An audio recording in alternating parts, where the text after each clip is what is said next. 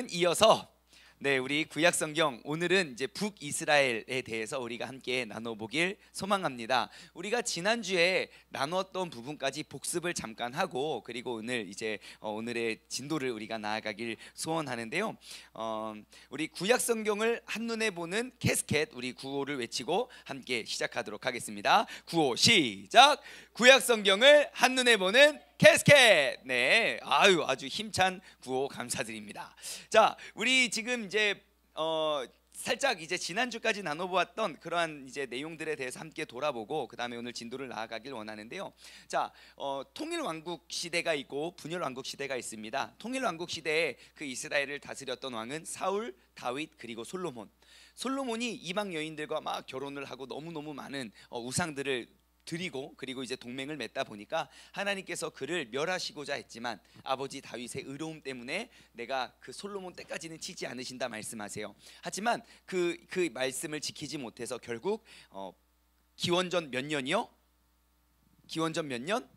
930년에 기원전 930년에 북이스라엘과 남유다가 갈라지게 됩니다. 그래서 북이스라엘은 기원전 722년에 멸망하게 되고요, 남유다는 기원전 586년에 결국 이제 모든 이스라엘을 북쪽과 남쪽을 빼앗기게 되지요. 그래서 우리는 지난주에, 그리고 지난주와 이번 주 우리는 북쪽에 있는 왕들과 그 선지자들에 대해서 우리가 함께 나누고 있는데요. 북이스라엘의 첫 번째 왕, 아주 유명한 왕입니다. 그 아주 우리가 꼭 기억해야 할 그 왕의 이름은 무엇이었습니까? 여로보암 1세입니다. 왜냐하면 나중에 여로보암 2세가 나오거든요. 그래서 이제 그 여로보암 왕, 그 여로보암과 우리가 북쪽에 많은 사람들이 있지만 우리가 북이스라엘을 이해할 때 꼭 필요한 것 5가지에 대해서 지난주에 살펴보았어요. 그 첫 번째는 뭐냐면 그 북왕국을 이해하는데 우리 꼭 필요한 거 첫 번째, 북왕국은 왕관이 빨간색이라는 겁니다.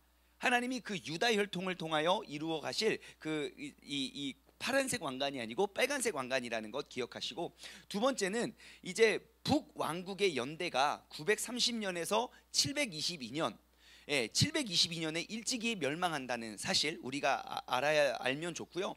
세 번째, 북왕국을 우리가 이해할 때 기억해야 될 것은 그 표식입니다. 그림, 차트에 보시면 사람 그림이 있고 칼 2개가 있고 칼 1개가 있고, 사람 그림은 어떠한 의미라고 했죠?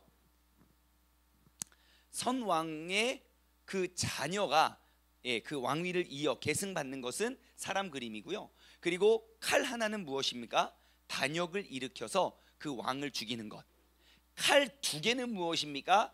그 선왕의 왕만 죽인 게 아니라 다시는 그 왕족에서 왕이 나올 수 없도록 모든 일가족을 다 죽이는 것. 그게 바로 칼 2개, 칼 하나, 또 이 사람의 의미이지요. 그래서 그 그림을 우리가 기억해야 되고요. 네 번째는 북왕국에는 총 16명의 왕이 있습니다. 그런데 우리가 모든 사람들을 우리가 다 돌아보고 기억할 필요는 없고요. 성경에도 많은 기록이 없는 왕들이 대부분이고요. 우리가 이번 시간을 통해서 우리가 함께 꼭 기억해야 될 사람들은 여로보암, 아합, 예후, 여로보암 2세, 베가, 호세아, 이 정도. 여러분 차트에 보시면 굵은 글씨, 흰 글씨로 되어 있는 이름입니다. 여로보암 1세, 아합, 예후, 여로보암 2세, 베가, 호세아, 이 정도 기억하시고요. 그리고 마지막으로 5번째, 우리가 북왕국에서 꼭 기억해야 될 것은 무엇이냐면 북쪽에서 활동했던 선지자들입니다. 선지자들이, 작은 선지자들이 있지만 우리가 5명만 기억하면 돼요. 여러분 모두가 알고 있는 이름들이에요. 5명의 선지자가 누구냐면 바로 엘리야, 그의 후계자 누구요? 엘리사, 그리고 창렬한 결혼한 남자 호세아, 그리고 아모스, 그리고 요나. 이 5명만 기억하시면 됩니다. 엘리야, 엘리사, 호세아, 아모스, 요나. 한 번만 더하면 다 외우실 수 있겠죠. 북쪽 왕국에서 활동했던 선지자들입니다. 첫 번째 누구요? 엘리야, 그의 후계자 엘리사, 그 다음에 호세아, 아모스, 요나. 우리는 아모스, 호세아, 요나 이렇게 하면 더 좋겠네요. 그렇게 외우죠 뭐. 엘리야, 엘리사, 아모스, 호세아, 요나 이렇게. 자, 시작. 엘리야, 엘리사, 아모스, 호세아, 요나. 이 5명의 선지자는 북왕국 때 활약했던 선지자임을 기억하십시오. 그러면 나중에 성경 읽을 때요, 이 책들을 읽을 때 어렵지가 않습니다. 예. 자, 그래서 그런 5명의 선지자가 있다는 것 우리가 알 수 있고요. 자, 그러면 여로보암 1세에 대해서 잠깐 나눠보겠습니다. 여로보암 1세는 어떠한 사람이냐? 북왕국의 초대 왕입니다. 왕위에 딱 오르자마자 하나님이 다윗에게 했던 약속처럼, 솔로몬에게 했었던 약속처럼, 야, 내가 너로 말미암아 견고한 집을 세울게. 하지만 단 조건이 있어. 나의 율례와 법도를 따르는 한도 내에서. 예. 그래서 하나님의 그 약속이 있었지만, 그 여로보암이 제일 걱정했던 건, 우리가 10지파가 북쪽으로 왔고 2지파가 남쪽에 남겨져 있는데, 근데 이제 10지파 북쪽으로 온 사람, 그 백성들이 예배 제사를 드리러 남쪽으로 계속 내려갈 것이 염두가 되어서 북쪽에다가 동상을 세워놓고 산당 예배 드릴 처소를 만듭니다. 그래서 여로보암 하면 여러분 꼭 기억하셔야 될 것 2개의 금송아지입니다. 2개의 금송아지, 하나는 베델에 세웠고요, 하나는 단에 세웠어요. 그래서 그 금송아지 2개를, 베델과 단에 세운 그 금송아지 2개가 북이스라엘이 멸망할 때까지 그대로 건재하게 있습니다. 그래서 이것이 이 북왕국의 첫 단추가 되었다 보니까, 문제는 무엇입니까? 그게 무슨 북왕국의 잘못하는 모든 사람들의 대명사가 돼요. 그래서 여러분 북이스라엘의 역사에 담겨 있는 성경책들을 쭉 읽어보시면요, 항상 나옵니다. 여로보암의 악행을 따라, 여로보암과 같이 우상을 따라, 계속 반복되는 이야기예요. 그래서 우리의 신앙생활의 첫 단추가 참 중요하다는 것 이야기 나누었습니다. 자, 그리고 이제 여로보암 다음에 섰던 왕이 나답이죠. 나답. 쓰자마자 얼마 지나지 않아서 바하사에게 죽임을 당했고요. 그리고 바하사는 또 이제 나답 왕을 죽이고 이제 여로보암의 모든 일가족을 다 죽입니다. 하지만 그가 이제 또 하나님께 또 심판과 그러한 저주의 내용을 받고요. 그 다음에 이제 엘라가 또 왕이 됐고, 시므리가 왕이 됐고, 우리가 그렇게 다 꼭 기억할 수는 없는 왕들이고요. 중요한 왕, 우리가 지난주에 여기까지 나누고 우리가 마쳤는데요, 북이스라엘의 가장 나쁜 한 명을 꼽으라면 누구를 꼽는다고 했습니까? 바로 아합입니다. 아합. 이 왕이 북왕국의 최악인 이유는 아합만 잘못한 게 아니었어요. 아합과 결혼한 그 이세벨이라는 여인조차 너무너무 나쁜 여왕이 되었죠. 그래서 왕이 잘못했을 때 잘못됐다고 올바른 길로 인도해 준 게 그 남자를 돕는 조력자의 역할을 감당한 게 아니라, 왕도 하지 않았던 그런 악행들을 더 많이 저질렀고, 그럼 아합이 왜 북이스라엘의 최악의 왕으로 등극하게 되었습니까? 큰 원인은 딱 하나. 하나님 말씀 안 듣고 그런 거는 다른 왕도 다 안 들었어요. 하지만 그 나쁜 왕 중에 최악의 왕으로 부름받은 그 명확한 원인은 무엇이냐면 바로 우상들을 수입했다는 거예요. 우상들. 그래서 제일 유명한 그 바알 신을 수입하죠. 그래서 이제 바알 신을 수입하고요. 그리고 이제 아세라상도 이제 아세라상을 섬기기 위해서 또 아세라상도 또 이제 수입하고요. 또 여러 가지 우상들을 수입해서 하나님이 제일 싫어했던 그런 왕이 되었고, 그 아합의 최후엔 또 반전이 있었어요. 아합이 그렇게 나쁜 짓 다 하고 막 우상들 다 숭배하고 다 수입한 다음에 마지막 죽기 직전에 회개해요. 그런데 하나님이 그 기도 또 들어주십니다. 진짜 하나님, 그건 좀 아니지 않습니까? 라고 우리는 따질 수 있지만요, 그게 하나님의 사랑의 크기인 것 같아요. 우리의 인간적인 생각으로는 도저히 어떻게 저 사람을 용서하지 못해 라고 하지만, 하나님은요 그 사람까지도 불쌍히 여기시는 큰 사랑의 하나님이심을 여러분 우리가 꼭 기억했으면 좋겠습니다. 하나님의 사랑이 얼마나 큰지 우리가 오늘 말씀을 통해서, 그리고 특별히 요나 선지자를 통해서 우리가 그 크신 사랑을 다시 한번 돌아보길 원합니다. 자, 오늘은요 선지자 엘리야에 관한 이야기부터 오늘 함께 이야기를 나눠보길 원해요. 엘리야 선지자는요 9세기, 기원전 9세기에 북왕국에서 활동했던 선지자입니다.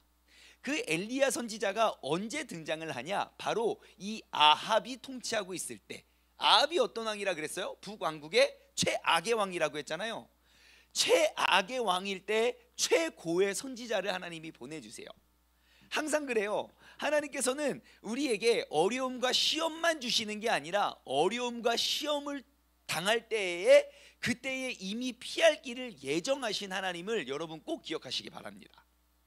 그래서 어려움이 닥쳤다면 어려움만 크게 보지 말고 그 어려움을 헤쳐나가고 이길 그 선지자, 엘리야 선지자 같은 그러한 영적인 지도자들 혹은 영적인 것들을 여러분 꼭 인지하시기 바래요.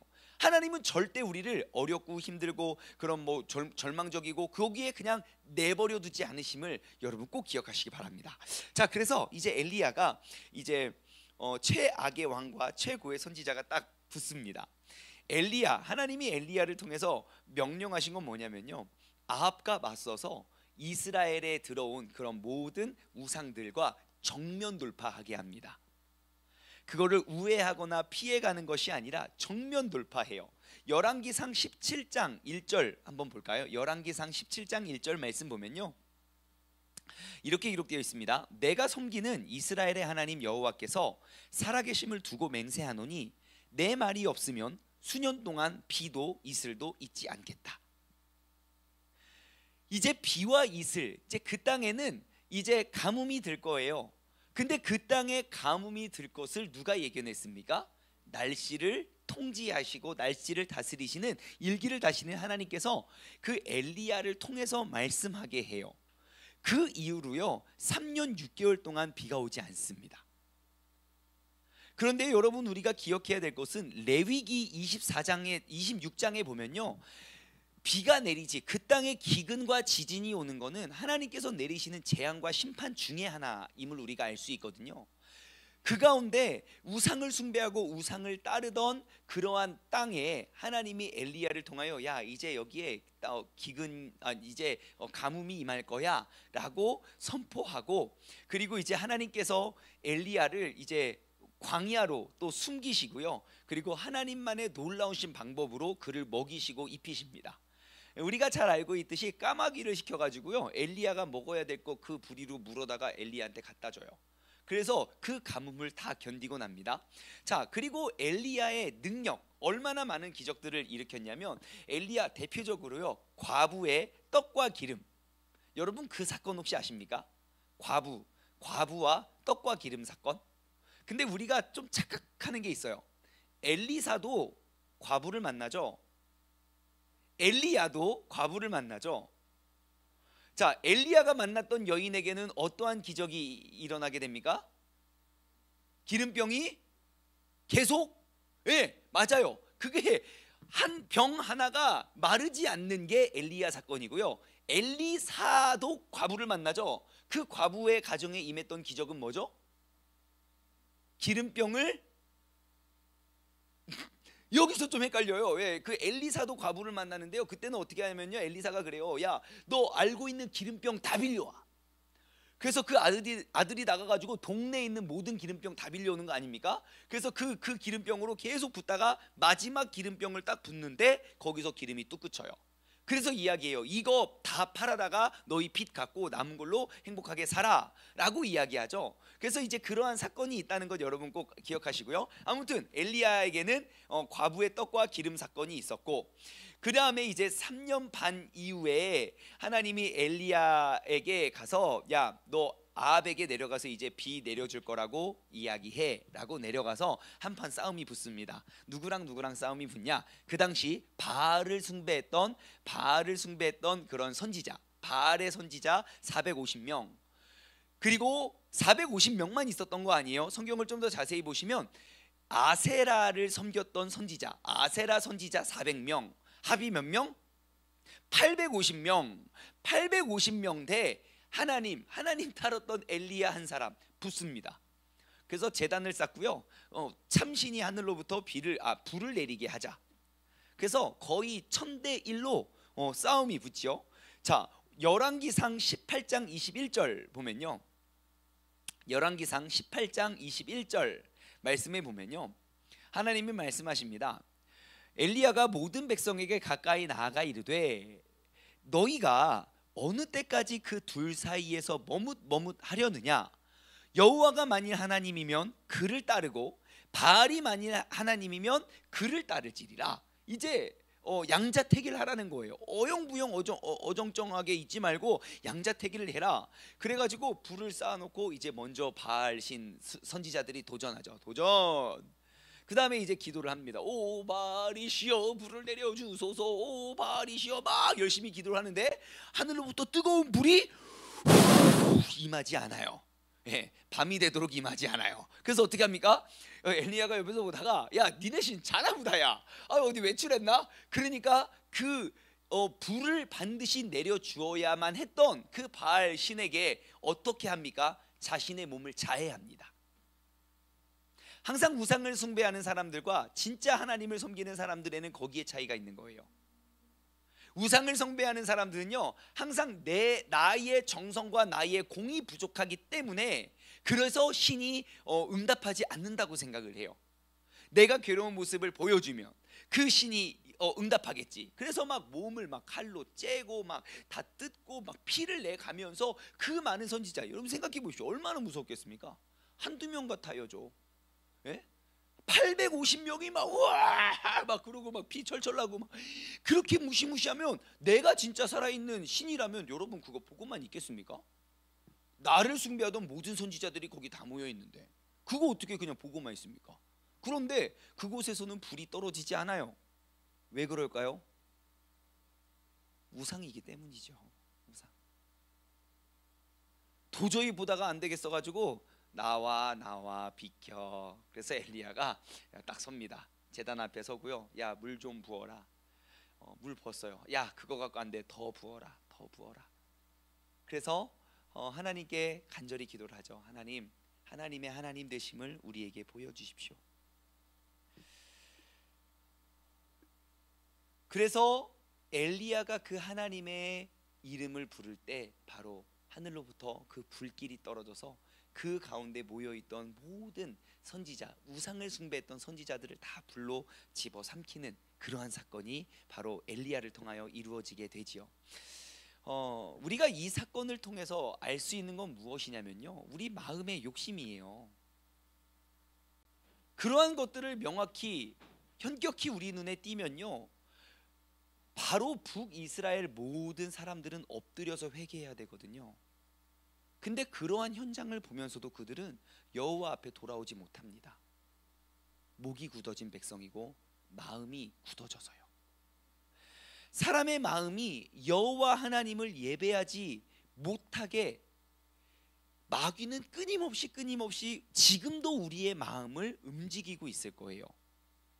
지금 이 사람들이 우상을 숭배하면서 이 사람들이 이렇게 공격하는 그러한 모든 공격들을 가만히 보면요, 이제 그 사단의 특징을 우리는 알 수 있어요. 그 사단의 특징은 무엇이냐면요, 어떻게 해서든지 우리 마음에 하나님을 예배하지 못하게 만드는 거예요.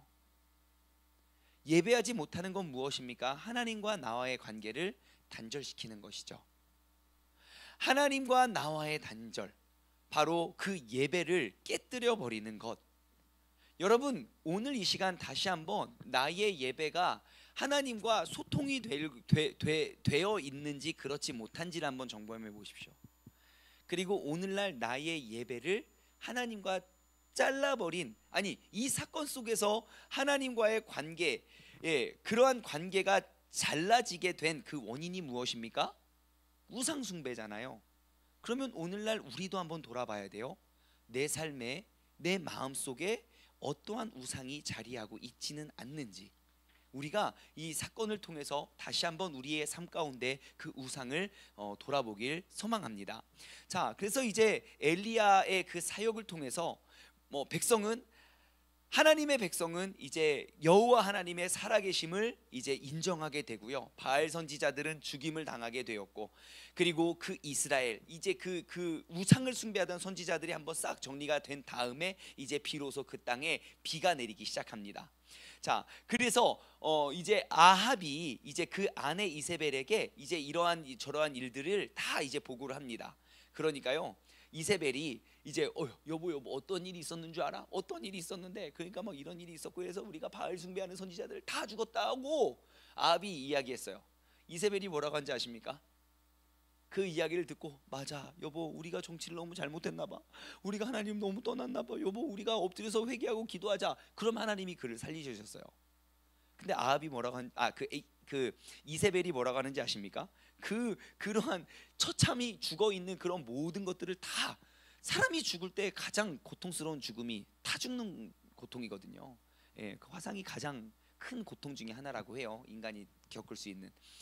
근데 그렇게 해서 잔인하게 죽었는데 이세벨이 다짐을 합니다. 그래, 그럼 내가 24시간 이내에 엘리야를 죽일게. 네, 그 가운데 하나님이 또 엘리야를 구출해 주시죠. 예, 바로 하나님의 말씀을 가지고 살면요, 우리는 결단코 우리는 죽지 않습니다. 여러분, 하나님의 뜻대로 우리가 살아갈 때 크게 우리를 공격하는 것이 뭐냐면 바로 두려움이에요. 내가 이것을 이 사람한테 고백했을 때 나에게 돌아올 그 후폭풍. 분명히 이것이 하나님의 뜻인 거 내가 알겠는데 내가 용기가 나지 않아서, 혹은 환경적인 두려움 속에 내가 사로잡혀서 내가 어떠한 일도 할 수 없을 때, 여러분 그때 우리가 하나님의 편에 서면 하나님은 절대로 우리를 버리시지 않는다는 사실을 꼭 기억하시기 바랍니다. 내가 살고자 하면 죽을 것이요, 내가 죽고자 하면 살 것이다. 우리가 언제나 하나님 편에 서서요, 하나님 앞에서 우리가 하나님께서 책임져 주시고 살리실 수 있는, 살려주시는 그러한 믿음의 사람 되기를 소망합니다.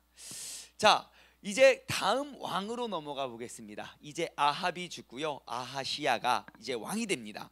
아합의 아들이었던 아하시야, 그 아하시야는 853년에서 852년까지 짧은 시간 통치를 하게 되는데요. 이제 그의 특징은 이겁니다. 여로보암의 죄를 따라서 이제 계속 이제 우상 숭배를 하고, 그리고 아버지 아합처럼 이제 부전자전이에요. 아버지가 그렇게 우상 숭배하여서 하나님 보기에 악을 행하였던 것처럼 이 아들도 또 그렇게 합니다. 근데 아하시야가 등장했을 때, 성경에 많은 내용은 아니지만요, 아하시야가 등장했을 때 참 재미난 에피소드가 하나 있습니다. 몇 달 전에 제가 금요 커넥트 때 이 에피소드에 대해서 다룬 적이 있는데요, 아하시야가 병이 들어요. 어떠한 병이 드냐면 죽을 병에 걸려요. 그래서 이제 병에 딱 걸렸는데요, 이제 이 병을 내가 고쳐달라고 신에게 이렇게 빌어야 되는데, 그때 이제 어떠한 신을 찾냐면 바로 바알세붑이라는 신에게 가서 기도하라고 해요. 나를 좀 어떻게 좀 해달라고. 그래서 그 신하가 길거리를 이제 바알세붑 신에게 찾아가려고 이제 나오다가 엘리야가 거기 기다리죠. 야, 너 혹시 너 왕 아픈데 혹시 바알세붑 찾아가니? 어떻게 알았어? 야, 너 바알세붑 찾아가면 너 죽어. 하나님한테 가서 찾아가야지. 무슨 소리야? 그래서 이제 돌아가요. 그 신하가 다시 이제 제가 가는 길에 어떤 이상한 아저씨를 만났는데 나의 모든 일들을 알고 계시고 바알세붑에 가면 죽는다는데요? 그래요. 그 무슨 소리야? 그거 분명히 틀림없이 엘리야야. 그거 내가 잡아 죽여야 돼. 그래가지고 이제 가요.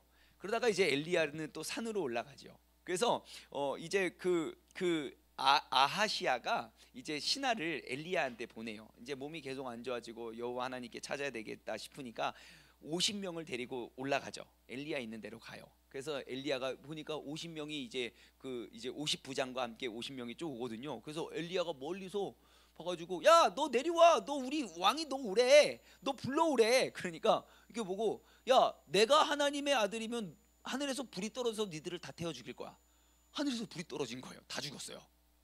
그 소식이 아하시야에게 들리죠. 그래서 아하시야가 또 다시 가요. 또 야, 50부장 나와. 너 50명 끌고 가서 엘리야 잡아와. 두 번째 갑니다. 가서 엘리야가 있는 산에 가가지고 야, 너 우리 왕이 너 내려오라는데? 엘리야가 똑같이 말해요. 야, 내가 하나님의 아들이면 하늘에서 불이 떨어져서 너를 태워 죽일 거야. 진짜 불이 떨어져서 그들 또 죽였어요. 아하시야가 이걸 듣고 어떻게 합니까? 50부장을 또 보내요. 야, 50부장. 그때 50부장의 기분이 어땠을까요? 아마 진짜 제발 나 아니에요, 제발 아마 그랬을 거예요. 그래서 50명을 데리고 또 가요. 이번에 어떻게 하느냐? 야, 안 해요. 가까이 가서 완전히 무릎 꿇고 엎드려서 근데 간청해요. 제발 내려와서 우리 왕 좀 만나달라고. 그때 하나님이 그 엘리야에게 마음을 주셔서 내려가죠. 바로 그러한 사건이 등장을 하는데요. 더 재밌는 건 무엇이냐면 아하시아가 죽을 병에 걸려서 그를 찾아갔던 그 신의 이름이 바알세붑이잖아요. 바알세붑이 어떠한 신인 줄 아십니까? 바로 파리신입니다. 파리신. 세상에 그것들 맨날 내 앞에서 손 빌고 이렇게 애원하는 그것이 또 하나님이라고, 또 내가 아픈데 고쳐달라고. 여러분, 사람이 하나님을 놓치면요 내가 팔이라도 쫓아가는 게 인간인 것 같아요. 그래서 우리는 항상 그 하나님을 기억하고 하나님을 숭배할 수 있는, 섬길 수 있는 우리 모두가 되었으면 좋겠습니다. 자, 그 다음에 이제 여호람이 왕이 됩니다. 여호람은요 지금 아하시아의 아들은 아니에요. 왜냐하면 아하시아가 1년 안에 죽거든요. 그래서 그 여호람이라는 왕은 아합의 또 다른 아들입니다. 이제 아합의 이제 다른 아들로서 아하시아에게는 아직 자식이 있기 전이어서 이제 왕이 됩니다. 그래서 여호람이라는 이름이 어떠한 곳에는 요람이라고도 나와요. 요람, 여호람 같은 사람입니다. 요람과 여호람.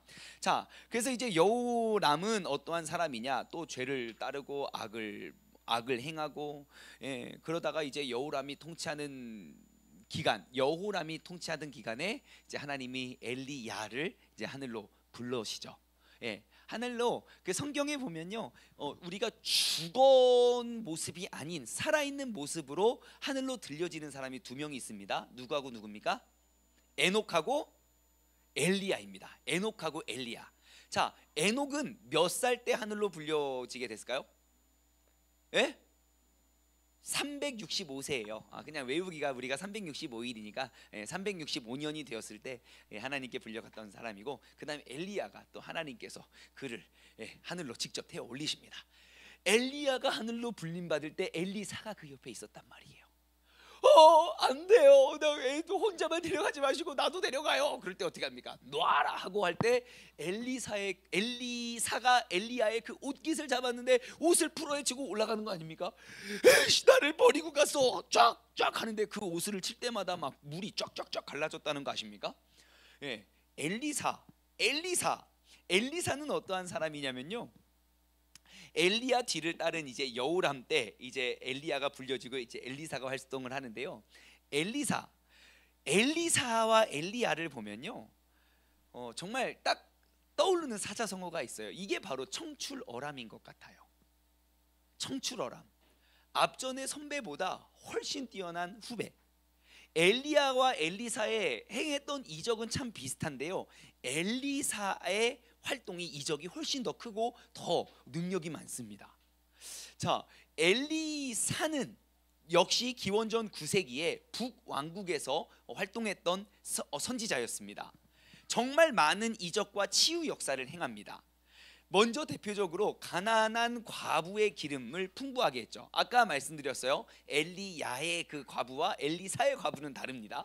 그래서 빌려온 모든 기름병에 기름을 다 붓고 나니까 이제 기름이 딱 그쳐서 그렇게 했던 있고, 아이를 임신하지 못하는 여성으로 아들을 낳게 했고, 그리고 그 아들이 죽자 그 죽은 아들을 다시 살려내는 그러한 죽은 자도 살리는 기적도 했고요.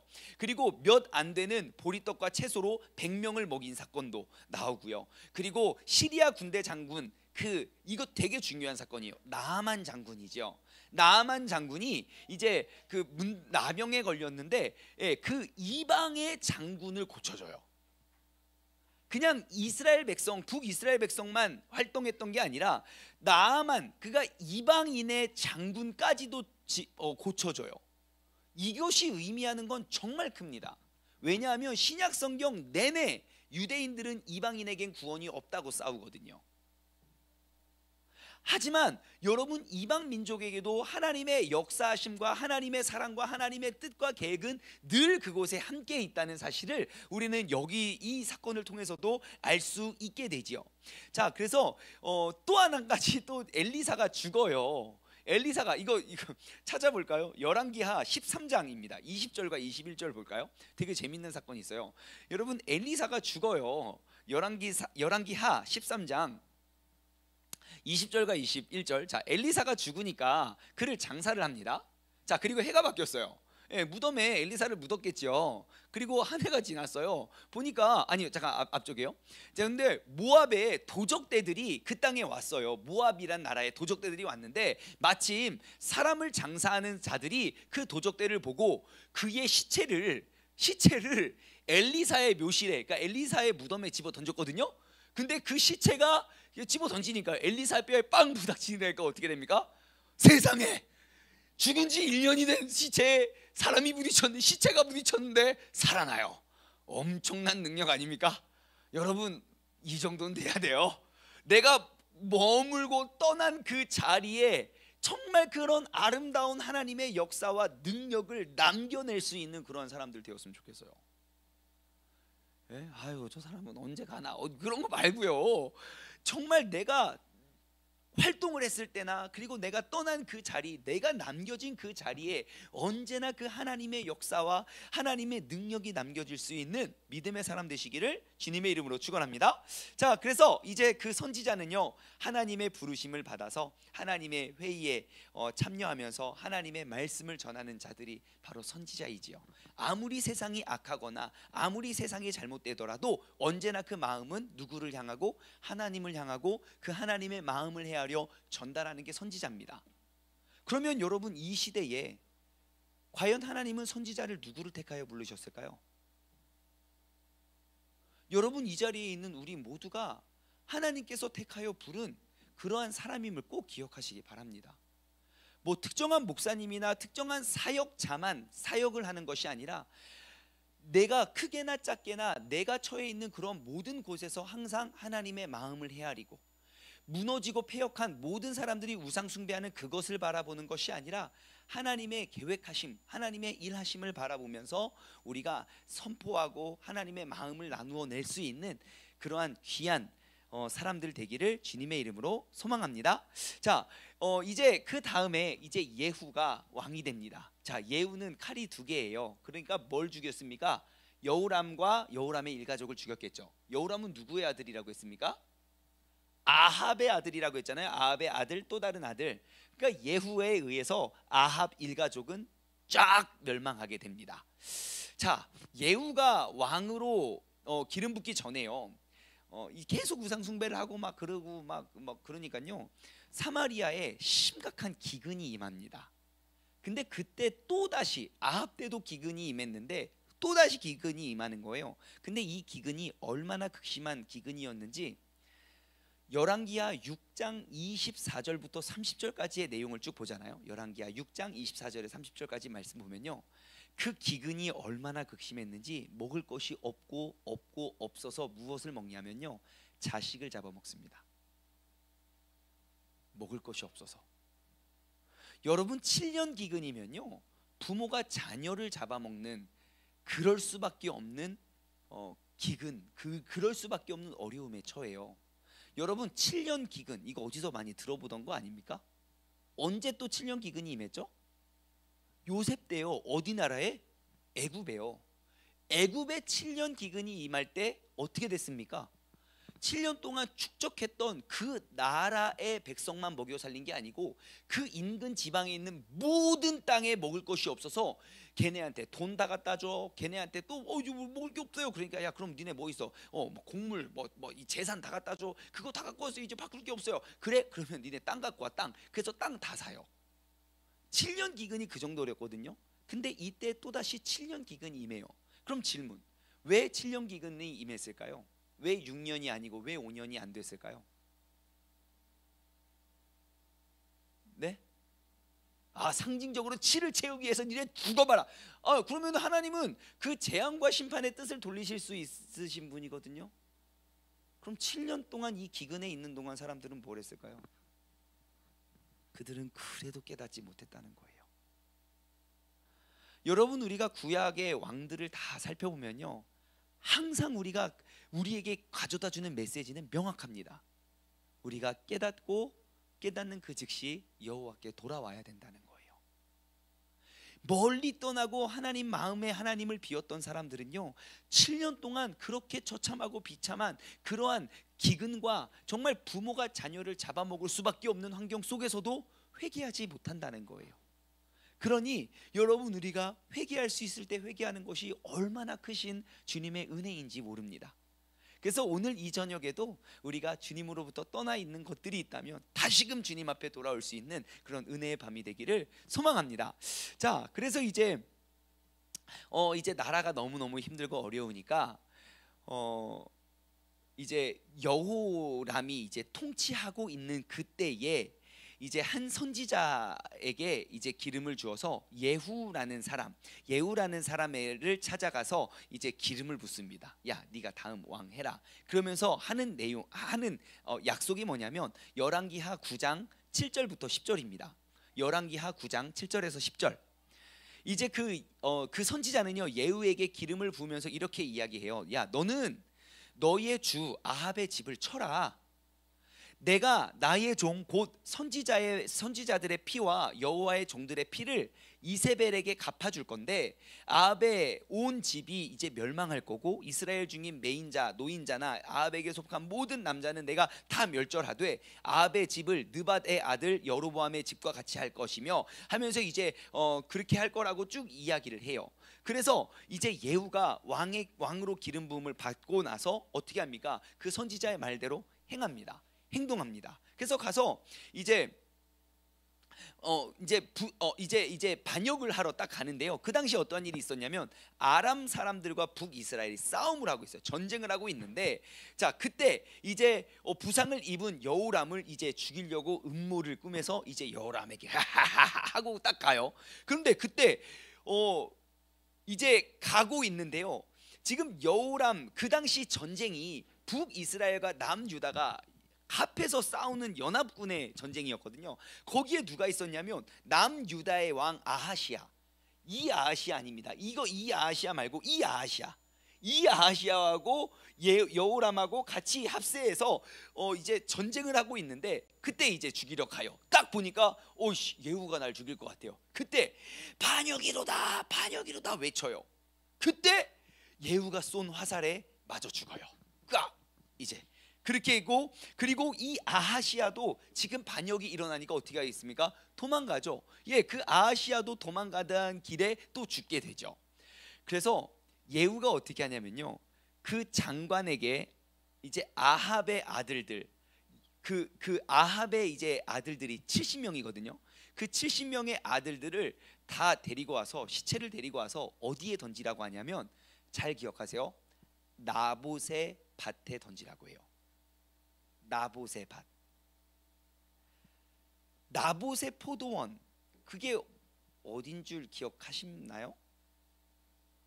아합이 순방을 하다가 나봇이라는 주인이 갖고 있는 포도원을 보고 너무 아름다운 거예요. 야, 그거 나한테 넘겨라. 야, 나한테 줘. 그러니까 그 나봇이 그거 안 돼요. 우리 선조부터 물려받은 거고 우리도 물려줄 거야. 안 돼요. 잠도 못 자고 밥도 못 먹고 맨날 그 나봇의 포도원. 그 이세벨이 그거 보다가 그거 내가 살려줄게. 그래서 신하들을 부르죠.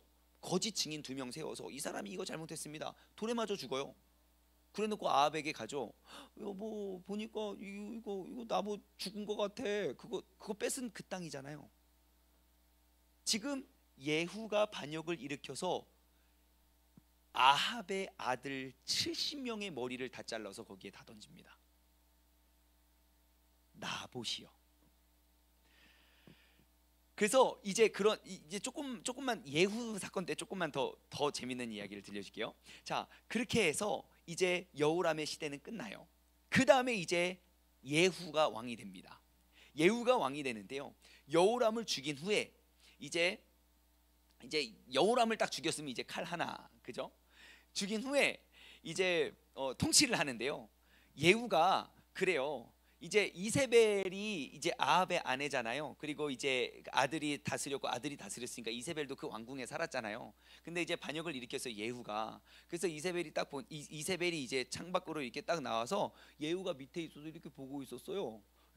그래서 이제 이렇게 하니까 갑자기 예후가 그러죠. 야, 나한테 상 받고 싶은 사람, 야 와서 이세벨 밀어 그래요.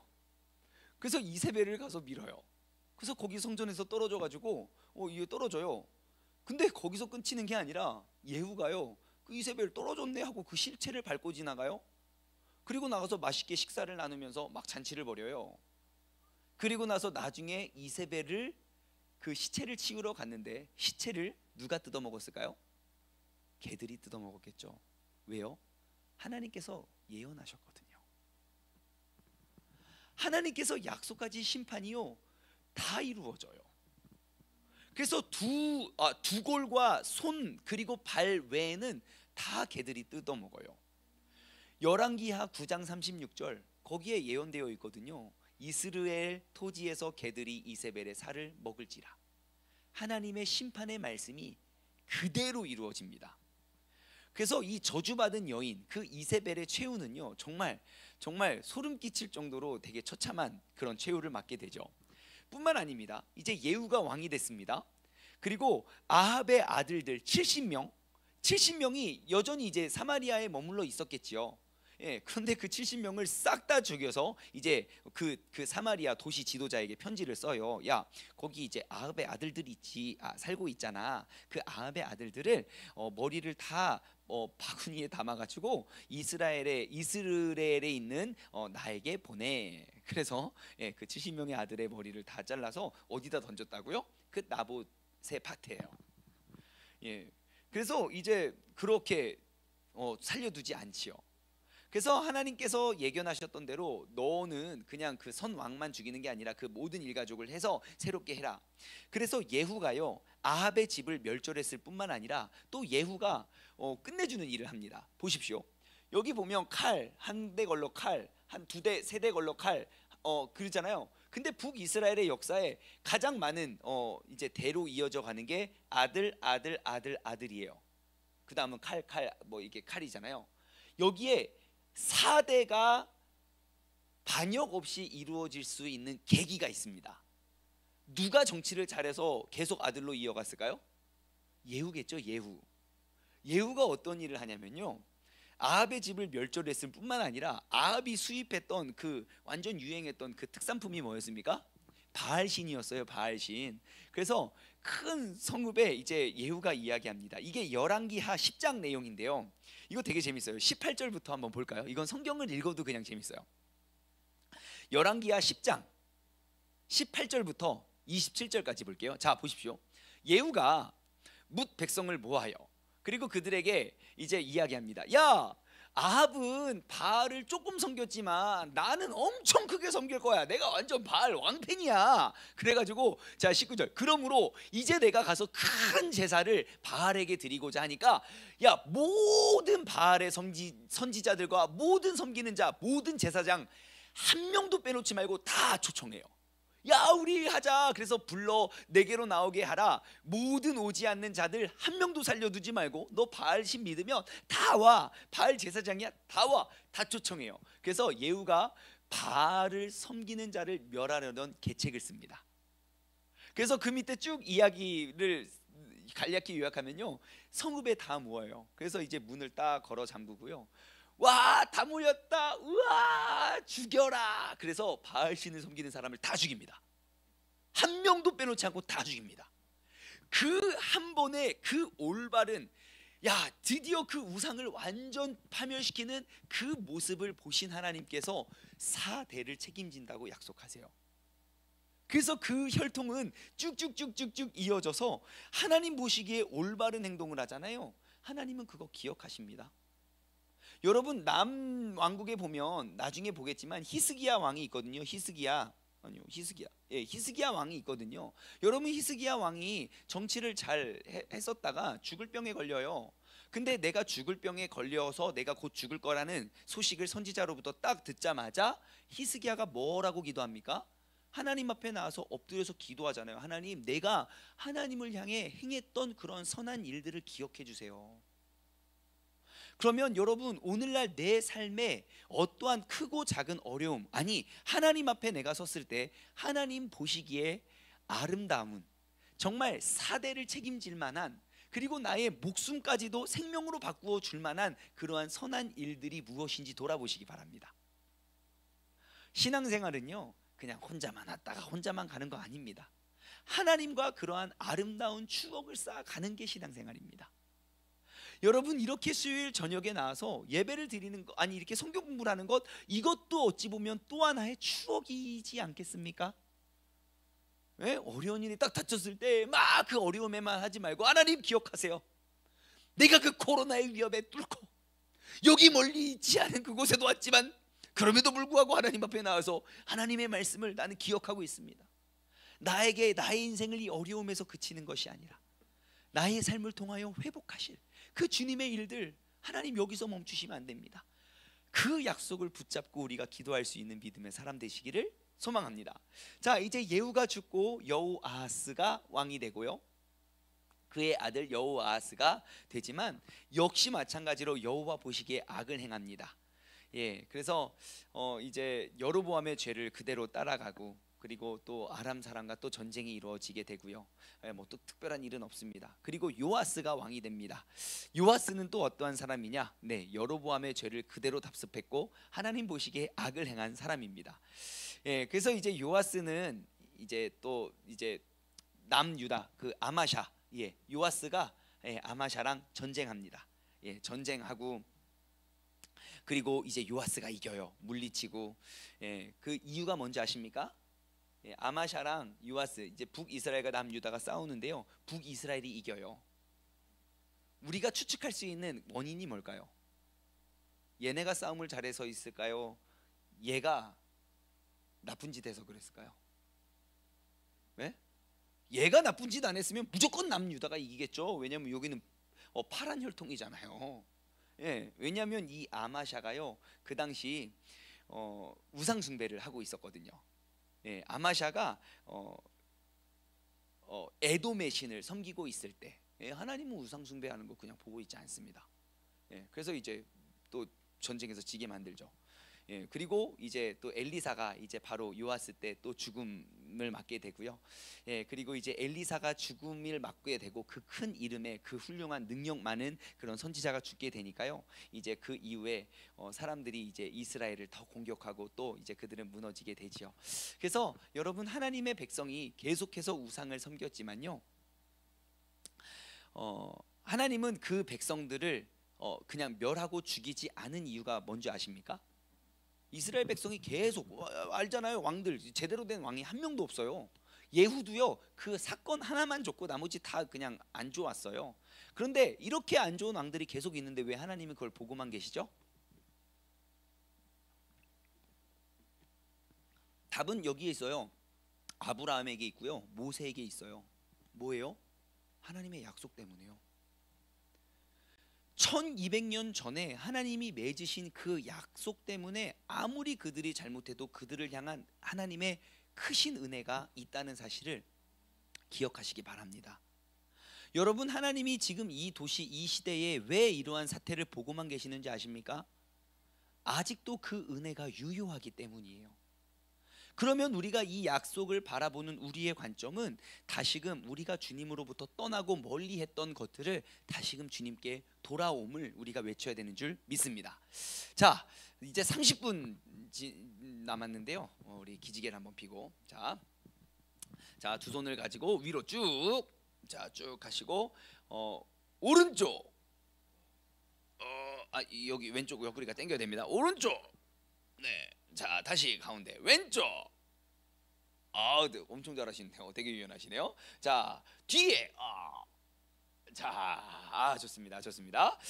자, 이제 여로보암 2세로 갑니다. 여로보암 2세. 자, 여로보암 2세에 대한 정보는 그렇게 많은 편은 아닙니다. 그런데 이제 여로보암 1세를 뒤따라서 계속해서 하나님 보시기에 이제 악을 행한 왕이었는데요.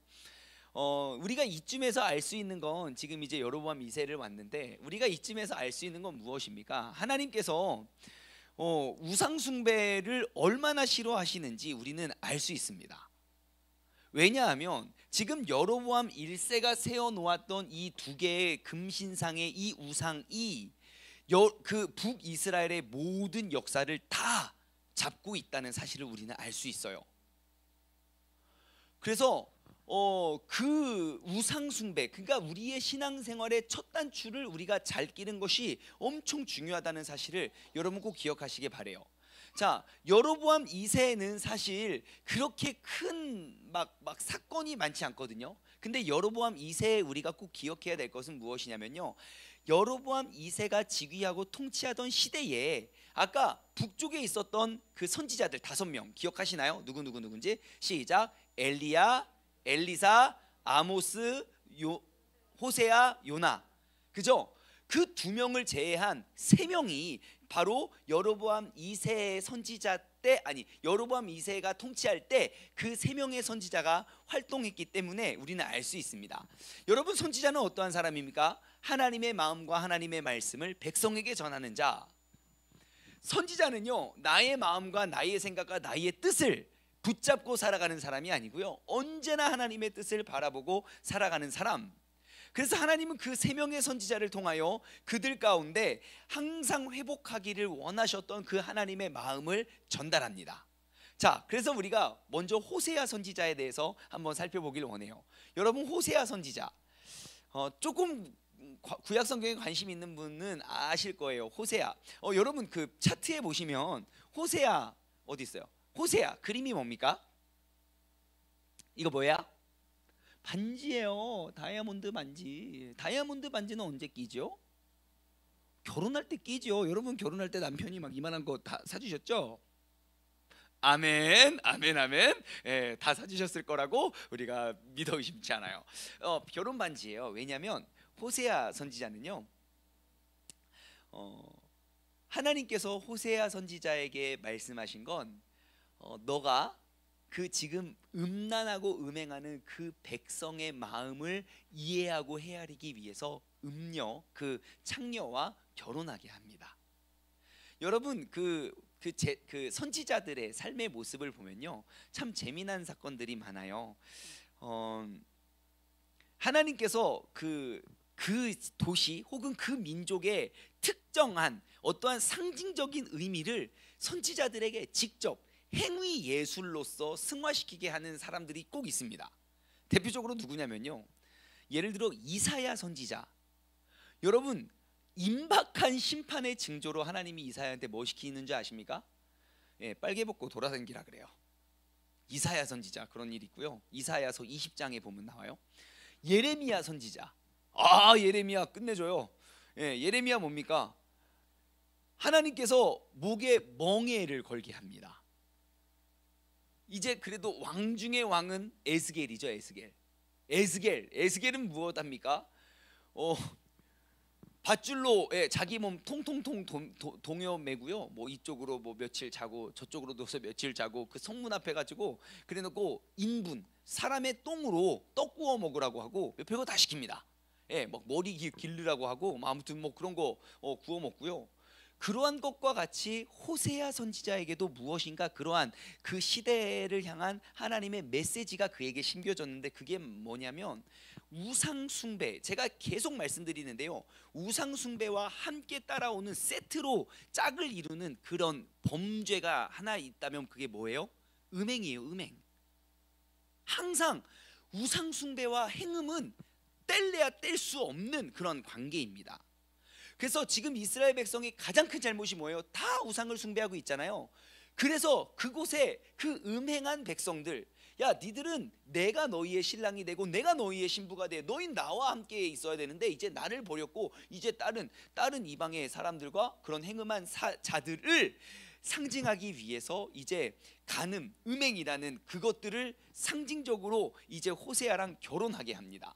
그래서 이제 호세아랑 결혼을 통해서 이제 이스라엘과 하나님이 맺은 그런 부정한 언약 관계가 어떠한 것인지를 보여주지요. 그래서 항상 여러분 구약 성경을 보시면요, 예레미야, 에스겔 뭐 다 보면요, 항상 그 음란하고 가증스럽고 매춘하는 백성으로 묘사를 해요. 그런데 그러고 보면 참 신기해요. 요즘 시대에 마케팅 중에 섹시 마케팅도 있어요. 그런 용어가 생겼어요. 그죠? 섹시 코드라는 말도 생겼어요. 예. 그리고 정말 대한민국 모든 역사에 요즘처럼 길거리에 버젓이 저렇게 모텔이 많았던 시대도 없었어요. 제가 누차 드리는 말씀이지만 제가 한빛이 나이 때만 해도요, 야한 동영상을 보기 위해서는 우리는 목숨을 걸고 친구 집에 가서 모여서 같이 그거 묵상하면서 봤어요. 근데 요즘은 다 핸드폰 하나씩 들고 다니면서 문자로 띡띡띡 보내던데요. 이거 봤냐? 야, 이거 봤냐? 이렇게 이러한 음행과 음란이 이렇게 팽배해졌던 시대가 없었어요. 그런 음행이 이렇게 팽배해졌다는 것 이꼬르 뭐가 가득하다는 겁니까? 우상숭배가 가득하겠죠. 우상숭배와 음란이 가득한 세상에 그 뒤에는 뭐가 따라올까요? 그래서 우리는 깨어 있어야 됩니다. 정말로요. 우리가 이렇게 현격하게 이 시대의 흐름을 보면서도 우리가 깨닫지 못하고 주님 품 안에 돌아오지 못하면요, 우리는 정말 그 분노와 재앙과 심판을 피해갈 수 없다는 사실을 기억하시기 바래요. 이제 호세아가 창녀랑 결혼을 합니다. 그리고 이제 아들들을 낳아요. 첫 번째 아들 이름이 이스르엘이에요. 이스르엘. 여러분, 이스르엘이 뜻이 뭔지 아십니까? 이스르엘이 뭐냐면요, 나봇이라는 사람이, 그 이스라엘은 지명의 이름이거든요. 지명. 어떠한 곳이냐면요, 나봇이 이스라엘에서 살해를 당해요. 이스라엘에서 그 나봇의 포도원 그 나봇이 살해를 당해요. 그런데 예후 왕이 그 이세벨을 죽이죠. 그 이세벨을 죽이고 걔가 그 이세벨의 시체를 핥은 곳이 어디냐면 그게 이스라엘이에요. 열왕기하 9장 30절부터 보면 나와요. 그리고 그 이스라엘이 또 어떤 곳이냐면요, 요람의 시신이 던져졌던, 그 요람의 시체가 던져졌던 곳도 바로 이스라엘이고요. 그리고 그 아합의 70명 그 아들들 그 머리를 옮겨 놓은 곳이 바로 이스라엘이에요. 그래서 하나님이 이스라엘이라는 이름을 주면서 이제 그 나라 그 백성에 있었던 일들을 다 짚고 다시 한번 기억하게 만드시죠. 그래서 이제 호세아가 그 아들의 이름을 이스라엘이라고 짓고 이제 이 나라에 이러한 심판들이 이렇게 임할 것이다 라고 메시지를 상징하죠. 그리고 이제 두 번째 아들을 낳습니다. 그 아들의 이름이 뭐냐면 루하마 그래요. 루하마. 제가 로루하마인데 왜 루하마라고 이야기하냐면요, 이 로라는 단어는요, 영어로 말하면 not이에요. 부정어예요. 부정어. 근데 이제 히브리어 단어에는 이제 그 부정어가 여러 개가 있거든요. 그 중에 가장 반대하는, 가장 강하게 반대하는 그 부정어가 바로 로예요. 그래서 이제 그 루하마라는 이름에 로를 붙여서 루하마의 의미는 뭐냐면 긍휼이에요. 그러면 루하마는 뭐겠습니까? 긍휼이 없는데 로가 붙어 있잖아요. 그러니까 긍휼이 아예 없는 것을 이야기하죠. 그래서 하나님이 두 번째 아들 호세아에게 두 번째 아들을 주시고 그에게 친히 이름까지 지어주세요. 호세아 진짜 억울할 것 같아요. 그렇죠? 내가 사랑하는 사람과 결혼하고 싶었으나 하나님은 그러한 음탕한 여인과 결혼하게 하시고 첫째 아들 등남하였도다 했는데 하나님이 친히 이름을 지어주셨는데 하필 많고 많은 뭐 에덴도 있고 뭐 베델도 있고 좋은 이름 많은데 굳이 이스라엘이라고 하고 두 번째 아들을 주셨는데 그의 이름을 또 긍휼 없음. 이제 하나님께서 더 이상 긍휼하지 않으신다는 메시지를 주시죠. 그리고 셋째 아들을 주십니다. 이쯤 되면 뭐 좋은 거 줘야 되는 거 아닙니까? 하나님이 또 친히 이름을 주세요. 그의 이름은 로암미예요. 암미가 뭔지 모르지만 로는 알 수 있을 거예요. 뭐예요?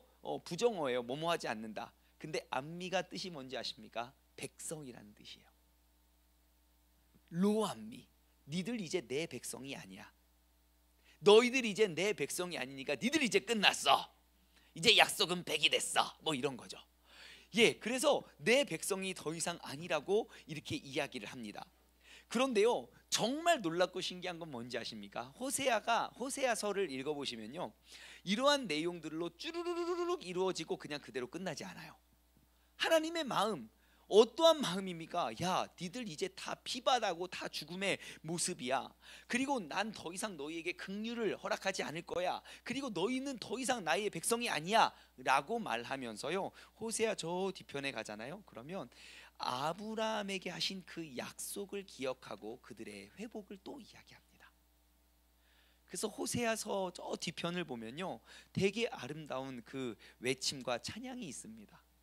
그게 구약의 모든 선지서들의 공통점이에요. 모든 것들을 잃고 모든 것들이 없어져도 그럼에도 불구하고 그들을 택하여 그들을 회복시키고자 하시는 그 주님의 마음과 아브라함을 통하여 약속하신 그 약속이 그들에게까지도 임하고 있고 지금도 우리 가운데 임하고 있다는 사실을 우리는 볼 수 있어요. 그래서 참 신기해요. 이 구속의 계획, 이 하나님의 약속을 안다면요, 그 심판 때에서 모든 역사가 그치는 게 아니라, 이때 모든 역사가 끝나고 끝이는 게 아니라 그 이후에 또다시 회복하실 하나님의 마음과 그의 약속을 기억할 수 있게 됩니다. 자, 그래서 이제 호세아는, 여러분 꼭 그 결혼 반지를 기억하세요. 항상 호세아는 결혼 반지. 그래서 하나님이 그 호세아를 통해서 이제 심판하실 그것을 우리가 기억할 수 있게 됐죠. 자, 그 다음에 우리가 살펴볼 선지자는 아모스입니다. 아모스. 자, 아모스 선지자 옆에 그림이 무엇입니까? 네, 저울이 있어요. 자, 저울은 뭐 하는 도구이죠? 두 개의 공평하게 그 무게를 재주는 거죠. 예, 근데 이 저울이 어떻게 돼 있어요? 아, 삐뚤어졌네. 자, 기울어졌어요. 그래서 이제 그 아모스 선지자는요, 지금 그들이 부정했던 것들, 여기에 보면요, 뭐 불의, 뇌물, 가난한 자들 학대함 이렇게 나와 있는데요, 그들이 그냥 공정하게 재지 못했던 그들의 불행함을, 그들의 부정함을 고발하는 게 바로 아모스입니다. 아모스는요, 호세아와 동시대 인물이에요. 근데 아모스 선지자가 다스리던 그때에, 자, 이때에 지금 요아스랑 아마샤랑 전쟁에서 요아스가 이겼다 그랬잖아요. 왜냐면 이제 남쪽 이야기 나눠보면요, 북쪽 만만치 않습니다. 얼마나 우상 숭배를 많이 하고 막 맨날 전쟁에서 지고 막 그러는지 몰라요. 그러다 보니까 지금 아모스 선지자가 활동했던 그때에 북이스라엘의 최고로 번성기를 누립니다. 왜냐하면 이제 왕위도 계속 이제 자녀로 넘어가고 있고 나라가 점점 좀 부강해져요. 북이스라엘 역사의 가장 최고의 경제권을 꽉 쥐고 있어요. 근데 여러분, 모든 나라에 이제 돈이 들어가면 뭐가 따라옵니까? 예, 쾌락이 따라와요. 항상 돈이 있는 곳에는요, 그 많은 쾌락과 타락이 따라옵니다. 그래서 그 이스라엘 백성이 이제 물질적인 풍요가 영적인 빈곤을 불러오지요. 돈이면 다 돼. 돈이면 돼. 돈이 많으니까 돈을 막 쓰기 시작해요. 돈을 믿기 시작하고 돈을 따르기 시작해요. 그러다 보니까 부익부 빈익빈. 있는 자들은 있는 대로 모든 것들을 다 뺏어가고 없는 사람은 없는 대로 그들에게는 긍휼이 없었어요. 그래서 그 아모스가 활동했던 그 모든 시대는 정말 모든 것들이 다 불공정했어요. 그래서 그 시대를 기억하기 위해서 여기는 이제 불의한 저울이 있다는 사실을 꼭 기억하시기 바랍니다. 그래서 이제 아모스 선지자는요, 이제 인접한 나라들에 대해서, 야, 니네 이제 하나님이 심판할 거야. 그 심판은 북쪽만 있는 게 아니라 남유다에도 이제 심판이 임할 거야. 그러면서 이제 쭉 이야기를 합니다. 그때 이스라엘 백성들의 특징이 무엇이냐? 잘 들어보세요. 북이스라엘 백성들이 어땠냐면요, 돈을 얻기 위해서 의인을 팔아버립니다. 진리 진실이 중요한 게 아니에요. 나에게 얼마나 더 많은 이익과 유익이 있느냐예요. 그리고 가난한 자에게 더욱더 무거운 세와 부당한 벌금을 부과시킵니다. 많은 자에게 하는 것이 아니라 모든 힘을 많은 자가 갖고 있으니까 우리의 유리한 쪽으로 모든 것들을 해요. 그리고 뿐만 아니라 가난하고 힘없는 자를 외면했고요. 도와달라고 해도 돌아보지도 않았고요. 그리고 의로운 자들을 괴롭게 했고, 또 뇌물을 계속 쥐고, 그리고 값비싼 음식, 포도주, 기름 좋은 것들을 계속 탐닉하면서 방탕해집니다. 저는 지금 2020년 대한민국을 소개하는 게 아닙니다. 옛날 옛적 아모스 선지자 시대의 북이스라엘을 설명하는데 이게 남일 같지가 않지 않습니까? 오늘날 우리 시대와 다른 게 뭐가 있나요? 너무너무 비슷해요. 그러면 우리가 귀 기울여야 할 게 뭡니까? 아모스 선지서를 다시 한번 읽어보세요. 그리고 우리가 듣고 깨달아야 할 것들을 우리가 다시금 돌려냈으면 좋겠어요. 그 불공정한 것들을 공정하게, 우리가 의롭고 거룩하게. 그래서 이제 아모스 선지자의 그 이제 저울을 기억하시고, 아모스에서 좀 또 한 가지 또 중요한 사건은 뭐냐면요, 이스라엘의 예배에 대해서도 언급을 해요. 그 이스라엘의 그 예배의 태도에 대해서. 근데 이 당시 아모스가 지금 이야기하고 있는, 강조하고 있는 것은 뭐냐면 바로 혼합주의를 말해요. 혼합주의가 뭐냐? 하나님도 섬기고 우상도 섬기는 사람들. 분명 하나님 섬겨요. 예, 하나님 예배 드려요. 근데 진짜 하나님을 섬기는 사람은 하나님만 섬기는 게 모든 약속의 시작입니다. 너는 나 외에는 다른 신들을 내게 두지 말아라. 다시 말해, 아무리 많은 신이 있어도 내 눈앞에는 너만 있게 해. 너의 눈앞에는 나만 있게 해. 하지만 이 혼합주의자들은요, 막 모든 신들을 그냥 소스름 없이 그냥 다 섬기는 거예요.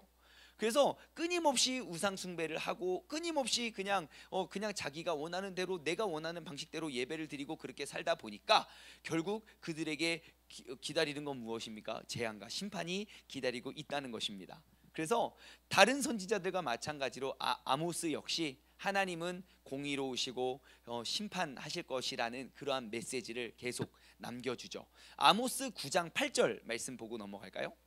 아모스 9장 8절 보면요, 이렇게 외쳐요. 보라, 주 여호와의 눈이 범죄한 나라를 주목한다. 그 범죄한 자들, 아마 우리를 주목하고 있을 수도 있어요. 그것을 지면에서 멸하리라. 그러나 야곱의 집은 온전히 멸하지 아니하려니와. 그죠? 뭔가 조금 희망의 메시지가 좀 남겨져 있죠. 그리고 밑에 11절과 12절 볼까요? 11절과 12절에 보면요, 하나님이 내가 이제 너희를 주목했고 너희를 다 쓸어버릴 거야 라고 이야기하지만 거기서 끝나지 않고요, 그날에 내가 다윗의 무너진 장막을 다시 일으키고 그것들의 틈을 막을 거고 허물어진 것들을 다시 일으켜서 옛적과 같이 세우고 그들이 에돔의 남은 자와 내 이름으로 일컫는 만국의 기업으로 얻게 할 거야. 이 일을 행하시는 건 바로 여호와야. 여러분, 이 하나님의 은혜를 한번 보십시오. 예, 그들의 잘못은 책망하시지만 그 책망의 이유가 있어요. 그들을 사랑하기 때문이에요. 너희들을 죽이려고 하는 것이 아니라 너희를 살리기 위한 도구임을 기억하시기 바랍니다. 그래서 모든 선지자들은요, 우리 앞에 임한 하나님의 심판과 함께 그 뒤에 있을 회복과 희망을 보여주면서 모든 예언서는 맞춰진다는 사실을 기억하시기 바랍니다. 그래서 여러분, 그 불공정, 뇌물, 가난한 자를 학대하는 그 아모스의 이 그림을 꼭 기억하시기 바랍니다. 자, 그 다음에 활동했던 선지자 요나. 오늘의 하이라이트는 바로 요나입니다. 이 요나서가 얼마나 은혜스러운지 몰라요. 요나서는요, 아모스, 호세아와 같은 시대에 이제 같이 활동했던 사람인데요. 여러분, 요나의 그림을 한번 보십시오. 요나서의 그림이 뭡니까? 여기 자세히 보시면 나무하고 벌레들이 있어요. 원래 요나 하면 어떤 그림이 있어야 정상입니까? 그죠? 큰 물고기가 요나 집어 삼키는 거 있어야 정상이지요. 하지만 여러분, 요나서를 크게 정확히 보면요, 요나가 물고기의 뱃속에 들어간 건 정말 작은 깨달음, 작은 메시지고요, 정말 큰, 정말 중요한 메시지가 그 안에 있다는 사실을 우리는 알 수 있습니다. 자, 요나는요, 똑같이 8세기 북왕국에서 활동했던 선지자인데요, 하나님이 요나를 어디로 보내시냐면 바로 이 아수르의 수도였던 니느웨에게 보냅니다. 니느웨는요, 당시 엄청나게 그 강대국의 수도였기 때문에, 그러니까 오늘날의 뭐 서울과 비교할 수 없을 만큼, 아니 뭐 중국의 북경 정도 아주 큰 도시이고 모든 돈이 다 몰려 있던 곳입니다. 그런데 하나님이 그 아수르의 모습을 보고 불쌍한 거예요. 얘네들 저러다가 다 멸망하겠는데. 그래서 요나를 택해서 보냅니다. 그런데 이제 요나가 가죠. 그래서 가가지고 야 니네들 뭐 40일 안에 다 멸망할 거야. 회개하지 않으면 40일 내로 그 도시 그냥 다 멸망할 거야. 대충 전하는 메시지에 그 모든 사람들이 다 회개를 해요. 참 신기하죠. 그래서 그러한 일들이 벌어질까봐 두려워서 요나가 도망갑니다. 예, 도망가는데 하나님이 그 요나를 깨닫게 하기 위하여 그들에게 풍랑을 주고, 그리고 그들에게 이제 어려운 그 이제 저기 어디예요? 배에서 던지게 하고 물고기 잡아먹히고 다시금 깨달아 두 번째 들었던 그 메시지에 듣고 이제 다시 니느웨로 가게 되죠. 자, 여러분, 요나서를 이제 우리가 이해해야 할 정말 큰 사건은 뭐냐면요.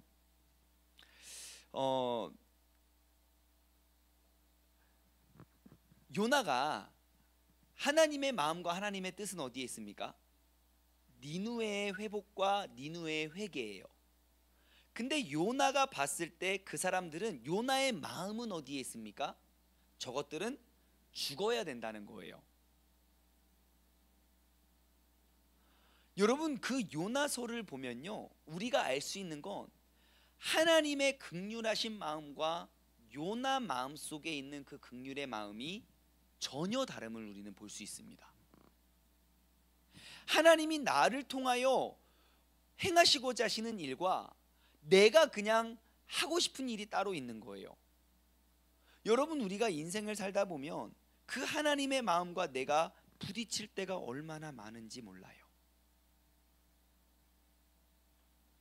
하나님은 나를 통하여 사랑하고자 하고 품고자 하시는, 구원코자 하시는 백성들이 있지만 내가 그 마음에 하나님의 마음과 같지 아니함으로 내가 미워하고 원망하고 시기하고 질투하는 사람들이 있습니까? 없습니까? 요나를 한번 보십시오. 여러분, 요나서를 다시 한번 4장밖에 안 되니까 한번 읽어보세요. 요나서를 보잖아요. 질문은 이거예요. 요나가 누군가를 사랑하고 긍휼하는 마음으로 품어주는 사람이 단 한 사람이라도 있나 한번 보십시오. 요나가 품어주고 긍휼을 베풀 사람들이 많이 등장해요. 일예를 들어볼까요? 여러분, 지금 풍랑 속에 모두가 배가 뒤집혀서 다 죽을 것 같으니까 그 선원들이 다 뭐합니까? 일어나서 기도해요. 요나 뭐하고 있습니까? 자고 있어요. 요나는 절대 내가 하나님을 믿는 사람으로서 일어나서 이 사람들을 구해달라고 기도하지 않습니다. 니들도 나랑 같이 죽자, 뭐 이런 생각인 것 같아요. 요나는 누군가를 사랑하고자 하는 그런 긍휼의 마음이 그 속에 없어요. 선원들이 죽든 말든, 그들이 우상을 섬겨서 그들에게 그런 재앙이 있든 없든 요나는 관심 없어요. 나만 아니면 돼요. 내가 사랑할 수 없는 거예요. 하나님이 요나에게 원하셨던 게 뭡니까? 왜 요나에게 바다에 던졌을 때 그냥 죽여버려도 되는데 왜 바다의 물고기를 통해서 요나에게 그 똑같은 메시지를 2번 강조하셨을까요? 하나님이 요나에게 원하는 메시지가 있어요. 무엇이냐? 요나로 하여금 자신의 마음을 이해하기 원하셨던 거예요. 나의 마음은 이러하니 너도 이러해야 한다. 그러면 하나님은 우리도 마찬가지입니다. 우리가 하나님께 쓰임받는 사람이 되고자 한다면 여러분, 우리가 다른 많은 것들, 하나님의 능력과 기적을 구하기 이전에 먼저 구해야 할 게 있어요. 그게 뭡니까? 하나님의 마음을 얻는 거예요. 하나님의 성품을 담는 거예요. 하나님의 모습 속에 하나님의 마음을 가지고 우리가 어떠한 일을 바라보면요, 대면하면요, 하나님의 행하심에 하나님의 목적이 우리는 보여지게 된다는 거예요. 그런데 안타깝게도 요나는요, 하나님이 그렇게 말씀하셨음에도 불구하고 요나는 순종하지도 않고 억지로 가서, 하나님의 마음이 있었다면 니느웨 갈 때 그 전도를 그렇게 했겠습니까? 사흘 길을 돌아다녀야 갈 수 있는 그 길을 하루 만에 다 돌아다니면서 그 복음 전하겠습니까? 그래 놓고 이제 그 이후에 막 회개하는 모습 저 멀리서 산에서 보면서 뭐라고 합니까? 아유, 저것들 내가 이럴 줄 알았어, 내가 야유 막 그러면서 요나서가 끝나는 거 아닙니까? 예. 그런데요, 하나님을 한번 보십시오. 항상 그에게 하나님의 마음을 알려주기 위하여 모든 자연 만물을 다 사용하십니다. 그러면 우리가 그것을 한번 우리의 삶에 가져와 볼까요? 내가 하나님의 마음을 깨닫고 터득하기 위해서 분명히 하나님은 지금도 일하고 계실 거예요. 내가 아직 이해하지 못하고 내가 아직 받아들이지 못하고 내가 아직 깨닫지 못한 것들을 위해서 하나님은요 바다에 물고기도 보내실 거고요, 그 나무에 잎사귀도 보내실 거고요, 벌레도 보내실 거고요, 뜨거운 동풍도 보내실 거예요. 그러면 그 하나님의 말씀을 발견하기 위한 그런 도구들 속에서 하나님의 마음을 헤아릴 수 있는 여러분 모두가 되시기를 주님의 이름으로 소망합니다. 자, 이제 북이스라엘은 거의 끝나갑니다. 스가랴, 스가랴, 살룸, 무나임, 부하기야, 다 작은 이름들이잖아요. 그래서 그냥 한 달 스가랴 6개월 통치하고 살룸에게 죽어요. 살룸 한 달 통치하고요, 무나햄에게 죽어요. 무나햄, 이제 무나햄도 그냥 별 볼 일 없습니다. 예, 무나햄의 특징은 뭡니까? 여기 안 써 있네요. 예, 조공을 바쳐요. 내가 이제 내 힘으로 버텨낼 수 없으니까 이제 우리 멸망하지 말라고 아수르 제국에게 조공을 바쳐요. 조공, 예, 그러니까 뇌물을 바치죠. 그래서 얼마를 바치냐면요, 은 1000달란트. 은 1000달란트가 얼만큼이냐면요, 달란트는 무게를 측정하는 단위예요. 한 달란트가 34kg예요. 그러니까 은 1000달란트면 얼만큼이겠습니까? 은 34톤을 조공으로 바칩니다. 우리 공격하지 말라고. 그런데 하나님한테 의지해야 되는데 이방 신에게 하면요 멸망을 당해요. 그 다음 왕이 이제 부가히야인데, 부가히야 2년 통치하다가 그의 장군이었던 이제 베가라는 사람에 의해서 또 이제 살해를 당하고요. 이제 베가도 하나님 보시기에 악행을 저지르고 하나님을 의지하지 않으니까 계속 세상을 의지하겠죠. 그래서 아수르에 맞서서 동맹 맺자고 합니다. 그래서 아수르에 맞서기 위해서 아람 사람들과 동맹을 맺습니다. 그래가지고 함께 이제 남왕국도 공격했고, 그리고 또 반역을 일으켜서 또 베가도 죽고, 그리고 호세아도 마찬가지로, 이거 호세아 선지자 아닙니다. 동명이인이에요. 그래서 호세아도 또 이제 조공을 바치고 그리고 하다가 죽게 되고 그렇게 됩니다. 자, 그런데 호세아 때 이제 마지막이잖아요. 이 마지막 호세아 때 어떠한 이제 법칙이 있냐면, 이제 다른 나라들이 이제 정복을 할 때 그때 어떠한 전략을 쓰냐면, 이제 우리의 백성, 우리가 강대국인데 강대국의 백성들이 흩어졌잖아요. 그럼 흩어져 있는 그 백성들에게 그 나라 통치권을 줬어요. 그러니까 그 나라를 통치하면서 이제 그 도시에 많은 이방 신들을 다 들이게 된 거예요. 그래서 호세아 때 이제 나라가 멸망함과 동시에 많은 이방의 신들이 다 들려와서 지금 그 북이스라엘의 수도가 어디라고 했어요? 사마리아요. 그 사마리아라는 도시가 혼합주의가 득세하게 돼요. 모든 이방 신들을 다 들이거든요, 나라가 망하면서. 그래서 그 사마리아가 모든 이방 신들의 집결지의 대명사가 되죠. 그래서 신약 성경에 넘어가면요, 사마리아인, 완전 혼합신, 그 잡신의 대명사가 돼요. 그래서 그 사마리아인들을 그렇게 싫어했어요. 하지만 예수님은 그 선한 사마리아인의 비유, 혹은 사마리아 사람, 그들에게도 구원이 임하겠다는 것을 계속 이야기하지요. 자, 이제 북이스라엘의 역사를 우리가 매듭짓기를 원합니다.